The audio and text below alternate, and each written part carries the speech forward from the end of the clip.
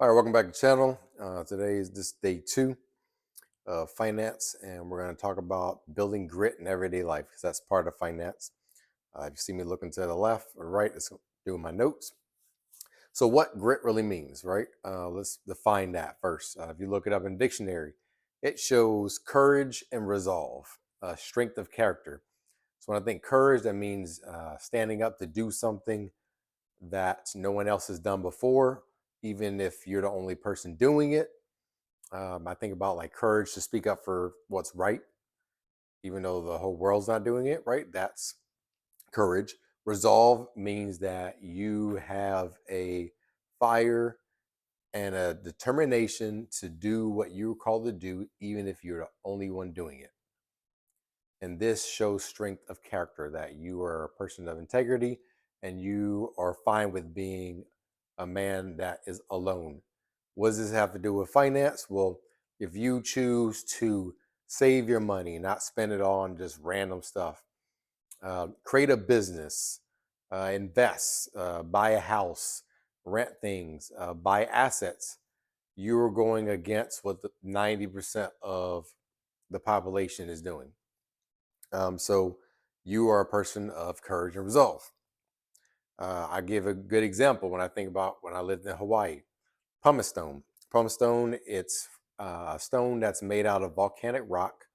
Once volcanic rock is cooled down, it is hard and it's used for exfoliation a lot of times and also used as a polish for dental, right? So if you ever had a pumice stone and you try to rub it against your skin, it's hard and it hurts.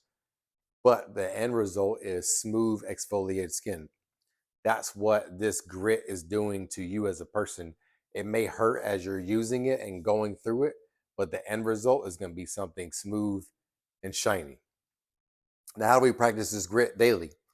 Well, first thing you can do is start getting up earlier than everyone in your household. I try to do that almost every day as much as I can. I read my Bible, pray, and then ask God to use me for that day. And then I look at my top objectives, my top 2 things that I have to get done that day, and I make sure they get done. Now, life is going to come at you and throw all kinds of things at you to take you off your path.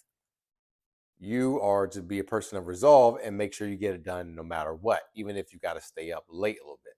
For me, that looked like working full time, going to all my kids' sports events, etc., doing more work, and then knocking out my capstone at the end, even if I had to stay open up till like midnight sometimes. It's not ideal. We don't want to do it every day, but we got to do what we got to do. Quick story about resilience and what this looks like, or grit, from my military career. So when I first joined Coast Guard back in 2004, it was back in August 2004. I landed in Puerto Rico for my first duty station. Lo and behold, as soon as I get there, my chief's like, "Oh, hey, by the way, man, we got to get you prepared. Welcome to the island, but we got a hurricane coming in 2 days." So they took me to the store, got all my food, canned goods, candles, etc. Right, and then I was on my own pretty much. And this is the first time that I've been out of the house like truly on my own, and I had to weather the hurricane storm by myself in a house with no cell phone signal, just praying and hoping everything's going to work out. It was when I first joined the Coast Guard, so I didn't know anybody, right? And then at the same time, as a single man who was used to like, dang, okay, I got no debt. I got, at least I think it was like $800 a month I was getting as a E2. That money wanted to burn a hole in my pocket. I was like itching to get out there and spend it. But I chose to just stay put, because one of the most serious things is I thought the hurricane was over once. It had been about like 8 hours. I was like, dang, that was good. All right. Didn't realize we were in the eye of the storm. The eye is basically the middle of the storm where it's super calm. It seems super blissful, but after that is actually the strongest part, right? Um, so I basically was like, crap. So I went back in the house. We lost power, of course, everything. We didn't have power for a month. And throughout that whole month, I kept being like, golly, man, I want to get out there and spend my money so bad. But, a lot of the roads have been destroyed. There's no power at a lot of places. You couldn't really do anything except for, go to work, which work was the one place we had power because we had generators. So I would go there to play my video games and things like that. But in the end, what I didn't realize after those 30 days of collecting 2 paychecks and some other like travel funds, I ended up collecting about 3 grand saving, not even including my paycheck. And that hole in my pocket that I wanted to burn so bad. Okay, well, I scratched that itch. I went ahead and bought a motorcycle, but I paid for it in cash. And so by me riding out that storm, at the end, something smooth came out of it, which was me getting that motorcycle, which I wanted really bad. I mean, I was 22. I had no other aspirations in life at that time.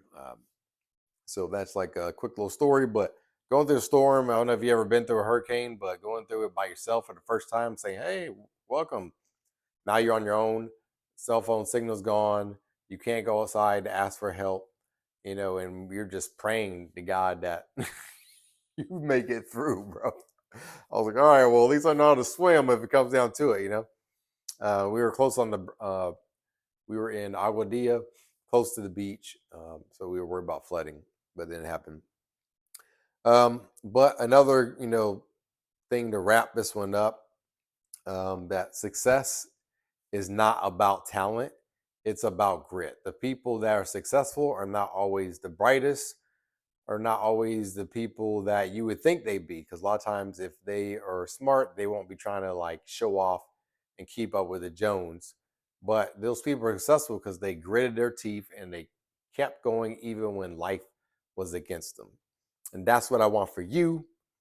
And that's what we have to do if we're going to be financially successful.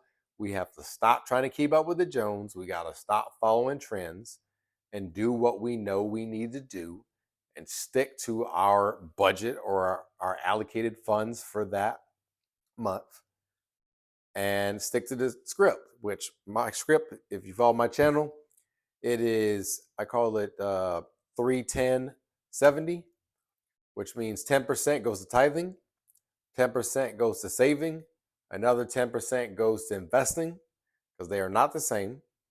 And then the other 70% is what you live off of. The reason why is tithing. Of course, you got to give God your first tithing because I can tell you when I don't tithe, it is crazy how like randomly a car part will break. That'll cost the whole tithe that I would have given plus much.